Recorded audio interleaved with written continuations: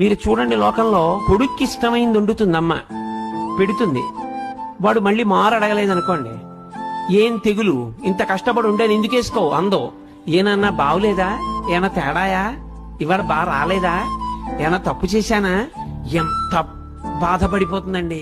రెండో మాట వాడు వేసుకు తినలేదని, నువ్వు తినలేదే ఏం తినొచ్చావా ఏమన్నా అని ముందందో. ఎరా రెండో మాట వేసుకోలేదు, బావులేదా ఇవాళ అంటూ. అది అమ్మ అంటే. అందుకే అమ్మ సౌందర్య లహరి. ఆమె ఆఖరి ఊపిరి పర్యంతము ఎప్పుడూ నీకు క్షేమాన్నే కోరుతుంది. తల్లికి తండ్రికి ఉన్న చిన్న తేడా కారణం చేత తల్లికి పెద్ద స్థానం ఇచ్చారు. తండ్రి సమానుడు, నేను తక్కువ కాదని కానీ, తండ్రి పనికి మాలిన వాడని కానీ, తల్లితో సమానుడు కాదని కానీ నేను ఎక్కడా మాట్లాడటం లేదని మీరు గుర్తుపెట్టుకోవాల్సి ఉంటుంది. కానీ తల్లి తండ్రి కన్నా గొప్పది అన్న విషయం చెప్పడానికి నేను కించిత్ వెనకాడను, వేదమును నమ్మాను కాబట్టి.